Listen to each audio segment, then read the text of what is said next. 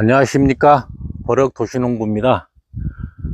오늘은 정규 방제를 또 5월 중순에 했고요. 오늘은 이제 응애 같은 경우는 미리 예방 차원에서 방제를 했고, 오늘 제가 방제한 약품을 소개를 해드리면 충킥이라는 살충제, 장유산업에서 생산해내는 건데요.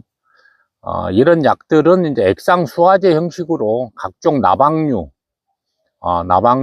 그 다음에 뭐 응애 이런 데도 효과가 있는 걸로 알고 있고요. 그 다음에 이제 살균제, 피라클이라는 살균제인데, 우리가 아마 정규 방제를 하게 되면 거의 살충제, 살균제를 많이 쓰죠. 그러나 이제 이런 약제들은 농협에서 이런 게 이제 권장해 주는 것도 있지만, 약간의 이제 경험이 많으신 분들은 본인들이 약을 처방을 해서 이제 이렇게 약을 뿌리는 경우도 있습니다. 그래서 이런 약제를 제가 오늘 사용을 했고요. 안티맥이라는 응애 살충제를 인상가리를 혼용을 해서 오늘 제가 살포를 했습니다. 그래서 이 밭은 1차 적과를 마친 상태입니다. 그래서 이렇게 보시면 정화에 중심을 하나만 남겨놓고 이렇게 이제 1차 적과를 끝냈고요. 이달 하순부터 시작해서 이제 2차 적과, 도장지 이런 부분들을 정리를 하려고 계획을 잡고 있습니다. 그래서 오늘 제가 드릴 말씀은, 농약이라는 것은 우리가 맹목적으로 이렇게 사용하시는 분들이 상당히 많아요. 그 이유는 전문적인 지식이 없다가 보니까 농협에서 공급받으신 분들도 있을 것이고, 능금조합에서 또 공급받는 그런 분들도 계실 겁니다. 그러나 이 농약이 천차만별이고, 요즘에는 상당히 농약이 고가입니다. 고가라서 농약이 쉽게 말해서 뭐 15만원짜리, 뭐 5만원짜리 금액이 천차만별이죠. 금액이 천차만별인데, 왜 제가 이런 얘기를 드리냐면, 내가 내 밭의 특성을 알고, 농약의 특성을 알고, 농약을 선택을 해서 살포를 하시면 그만큼 경제적으로 이득이 되기 때문에 제가 말씀을 드리는 겁니다. 그리고 또 이런 농약 성분이나 밭의 특성을 알기 위해서는 일단은 가온주가 부지런해야 되겠죠. 저는 5,500평을 농사를 지면서 매일같이 사과밭을 순찰을 돕니다. 특히 뭐 이런 이파리에 응애나 진딧물이 있나 없나 살펴보고요. 그 다음에 이제 사과 이 열매가 커 나가는 과정에서 어떤 변화가 생기는지, 그 변화를 대처할 수 있는 방법을 미리 이제 강구를 하는 것이죠. 그래서 지금 이맘때쯤 되면은 뭐 각종 이제 이렇게 영양제, 비료 부분들도 연면 시비 하시는 분들이 많이 있습니다. 많이 있는데, 저 같은 경우는 오늘 수용성 이제 인상가리를 살포를 했는데요. 식물에게 인상가리를 배포를 하게 되면, 시비를 하게 되면 어떤 변화가 있을까? 참 많은 변화가 있겠죠. 이런 사과 한 알이 크기 위해서도, 성장하고 번성하기 위해서는 다양한 영양소가 필요합니다. 그래서 칼슘 종류, 가리 종류, 뭐 마그네슘, 붕소, 아연 할 것 없이 사람들이 섭취하는 종합 비타민이라는 그런 영양제도 있듯이, 사과도 아마 그런 영양제를 꾸준히 저희들이 공급을 해줘야 됩니다. 또 한 가지는 5월 말, 6월 중순까지는 현재 이런 뿌리에서 영양분을 공급을 하는데, 6월 달부터서는 이런 잎에서 영양분을 이렇게 열매로 공급을 해주는 그런 시기에 접어들었습니다. 해서 저는 오늘 인상가리를 갖다가 이제 살포를 했는데요.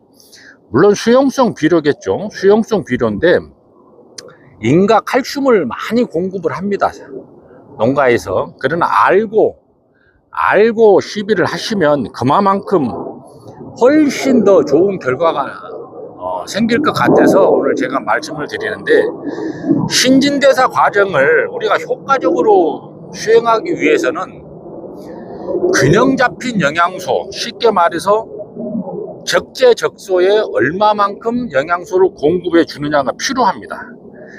이 사과나무가 뿌리에서 영양분을 빨아 올리는 것도 한계가 있고요.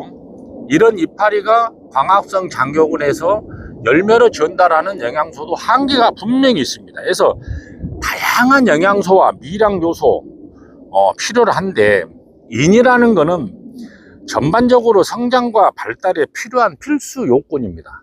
인이라는 것은.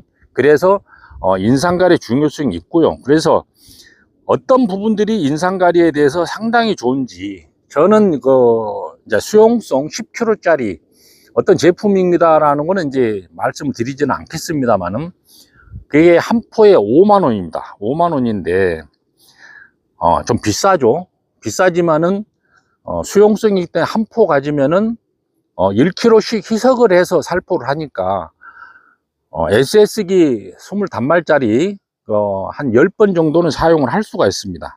그래서 식물에 대한 인의 중요성이라는 거는 말이 필요가 없죠. 말이 필요가 없듯이, 에너지 전달하고 또 광합성, 건강한 뿌리 시스템에 많은 인이 관여를 합니다. 그래서 우리가 필수 아미노산 이런 얘기도 많이 하시는데, 영양소라는 것이 어느 한 가지에 국한이 되어 있다 보면은 분명하게 이런 열매 사과도 불균형이 나타납니다. 그래서 균형적으로 가을에 우리가 사과를 수확할 때까지는 모든 영양소를 균형적으로 섭취를 할 수 있게끔 이제 저희들이 이제 시비를 하는데요. 인상가리는 일단 뿌리 발달에 상당히 도움을 줍니다. 도움을 주고, 영양분을 효과적으로 이렇게 흡수를 하기 때문에 인상가리를 토양 시비, 연면 시비 이렇게 하는 경우가 있고요. 지금 이렇게 이제 꽃이 피어서 과일이 이렇게 열매가고 있잖아요. 열매가 이제 커나가고 있는데, 꽃눈 형성에도 촉진이 되고요. 지금 현재 우리가 이렇게 보면 내년에 꽃눈이 형성될 부분들이, 벌써 이런 부분들이 꽃눈이 형성될 수 있는 부분들이라고 할 수가 있겠습니다. 지금 그러면은 빠르면은 5월 중순 6월 정도 되면은 꽃눈이 이미 형성이 됩니다. 그래서 인상가리를 살포를 하고, 또 한 가지는 꽃눈 형성도 형성이지만 가을에 인상가리, 쉽게 말해서 칼슘 인으로 인해서 수확량이 또 증가할 수가 있고, 우리가 건강한 사람이 잔병 치레를 안 하듯이 이런 사과나무들도 마찬가지입니다. 충분한 영양소를 공급을 하게 되면 각종 질병에 대한 저항성이 상당히 커집니다. 그래서 사람도 스트레스를 받으면 면역이 떨어지고 힘들어지죠. 나무도 마찬가지입니다. 그래서 나무도 스트레스를 많이 줄여주는 게 상당히 도움이 되고요. 또 균형 잡힌 영양소를 섭취를 함으로 인해서 많은, 쉽게 말해서 균형이다 그러면은 어느 한 가지만 가지고 이렇게 사과가 크는 것 같아도 그렇지는 않습니다. 저희들이 황산가리, 인산가리, 칼슘 종류도 염화칼슘, 초산칼슘, 질산칼슘, 그다음에 마그네슘, 붕소, 아연, 여러 가지 영양소가 있죠. 근데 요즘에는 영양제 비료에도 각종 그렇게 영양소가 많이 들어가 있는 비료가 개발이 많이 되고 있습니다. 그래서 혼합해서 사용하기가 편하게끔 그리 되어 있는데, 또 한 가지는 인산가리를 왜 적용을 하느냐 하면은, 저희들이 곤장 사용량이 있죠. 항상 이렇게 사람이 과식을 하게 되면은 과체중이 되고 뭔가 체중의 불균형이 나타나죠. 근데 이런 사과나무들도 마찬가지입니다. 마찬가지인데, 일단은 제가 쓰는 방법은 비료를 희석을 합니다. 필요한 만큼 물에 녹여 가지고 희석을 하고요. 희석한 용액을 식물 바닥에, 옆 뿌리 근처에 골고루 살포를 해줍니다. 골고루. 현재 이 나무는 수령이 좀 있기 때문에 거의 아마 뿌리가 이런 정도까지 아마 분포가 돼 있을 겁니다. 땅을 파보면 아시겠지만, 근데 그러기 때문에 이렇게 나무 바로 밑둥보다는 주변을 골고루 이렇게 분포를 뿌려주시는 게 좋고요. 그렇지 않으면은 연면 시비를 이렇게 하는 겁니다. 이파리에 집중적으로 뿌리 이렇게 앞과 뒤를 집중적으로 이렇게 살포를 해주시면 좋은 현상이 나타나고요. 또 한 가지는 적정량을 갖다가 사용을 하지 않으면은 문제가 나타나죠. 쉽게 말해서 과식, 과용하지 말라는 겁니다. 영양 불균형에서 식물에 잠재적으로 손상을 초래할 수가 있습니다. 그렇기 때문에 항상 그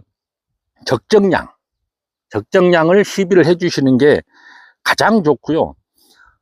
인산가리는 식물에 쉽게 사용할 수 있는 인과 칼륨을 공급합니다. 그래서 인산가리를 사용을 하고요. 이러한 필수 영양소를 공급함으로 인해서 건강한 성장을 촉진을 하고 개화 및 과일 생산, 가을에 많은 과일과 풍부한 열매를 맺기 위해서 가리를 선택을 많이 합니다. 또한 저희들이 5월달 방제를 무지하게 겁나게 중요하게 생각하는 이유가 뭐냐면 5월달 방제를 철저하게 해야지만이 올 한 해 병충해 예방에 상당히 도움이 될 수가 있습니다. 그래서 인산가리를 병충해, 쉽게 말해서 면역성을 키우기 위해서, 질병 저항성을 키우기 위해서 가리를 사용을 합니다. 그래서 가리를 사용을 하고 그 다음에는 1년에 그 인산가리, 황산가리, 저는 황산가리는 6월 중순경에 장마 오기 전에 이제 토양 시비를 이렇게 좀 합니다. 토양 시비를 하고, 인산가리는 1년에 한 서너 번 정도 이렇게 연면 시비를 많이 하는데, 우리가 그 농사를 짓는 입장에서는 일손이 참 많이 딸리죠. 일손이 많이 딸리는데, 저는 이제 단독 살포보다는 항상 정규 방제할 때 같이 혼용해서 이제 살포를 많이 하는데요. 그러다 보니까는 약효가 단독 살포하는 것보다는 약간 그렇게 떨어지는 경향도 있다고 합니다. 그렇지만은 시간적인 여유가 없기 때문에 항상 혼용 살포를 하는데, 특히 혼용 살포를 하실 때는 정말 적정량을 체크를 해서 작은 컵을 이용하시든지 해서 1kg가 넘어가면 절대로 안 됩니다. 이게 한 번, 두 번 주는 거는 눈에 보이지는 않겠지만 과다 살포를 하게 되면 분명히 영양 불균형이 나타납니다. 해서 득보다는 실이 많은 그런 결과가 오기 때문에 항상 적정량을 살포를 해주시기를 권장을 드리고요. 또 한 가지는 마지막으로 이제 제가 말씀을 드릴 것은, 농약도 권해주는 농약, 물론 전문가들이 권해주는 농약 살포하면 좋기야 좋죠. 그러나 내 가원이 쉽게 말해서 이렇게 들어보면은 진딧물도 확인할 수가 있고 응애도 확인할 수가 있습니다. 그래서 내 가원을 항상 둘러보시면은, 나무 상태를 보시고 농약을 선택을 하시면은 시간과 경제적으로 많은 도움이 될 겁니다. 그래서 이렇게 깨끗한 나무를 항상 이렇게 관리를 해 주시면 질병도 강하고 또 가을에 많은 수확도 할 수 있는 그런 부분이 될 것 같습니다. 그래서 저는 이제 이렇게 1차 적과는 마쳤고요. 6월 달부터 이제 또 2차 적과, 거리 적과를 또 해야 될 것 같은데, 적과라는 건 항상 하고 나도 이렇게 하나씩 눈에 보이죠. 하나씩 눈에 보이고, 지금 이렇게 보시면 열매가 상당히 많이 커져 있습니다. 많이 커져 있고 튼실하게 크고 있고, 그래서 이런 부분들을 잘 관리를 하시면 올해 냉해 피해도 많이 보시고 여러 가지 힘든 상황이 있습니다. 꽃눈은 많이 왔어도 액화 비율이 너무 많았기 때문에 액화 때문에 또 고민하시는 분들도 계시고, 하지만 어려움을 항상 본인들이 이겨내야지만이 수확량이 결정이 되기 때문에 낙담하실 필요는 없는 것 같고요. 그래도 현 상황에서 헤쳐나가는 슬기로운 그런 지혜를 발휘를 하시는 게 훨씬 더 농사 짓는데 많은 도움이 될 것 같습니다. 그래서 냉해 피해가 많지만 낙담들 하지 마시고 그 방법을 또 찾아 나가면 좋은 결과가 있지 않을까, 그렇게 생각을 해 봅니다. 그래서 신초가 지금 나오네 정화 끝에 중심화 적과도 잘 됐고요. 열매도 아주 튼실하게 자라고 있습니다. 그래서 올 가을에 이 밭이 어느 정도 과실이 나올지는 모르겠지만 현재로서는 희망을 안고 과일을 키워 나가보고 있습니다. 오늘은 인상가리의 중요성에 대해서 강조를 해드렸고요. 농약도 본인이 판단을 해서 살포할 수 있는 그런 능력을 배양을 시키면 상당히 좋은 결과가 나타날 수 있을 것 같아서 감히 말씀을 드렸습니다. 오늘 영상 마치겠습니다. 감사합니다.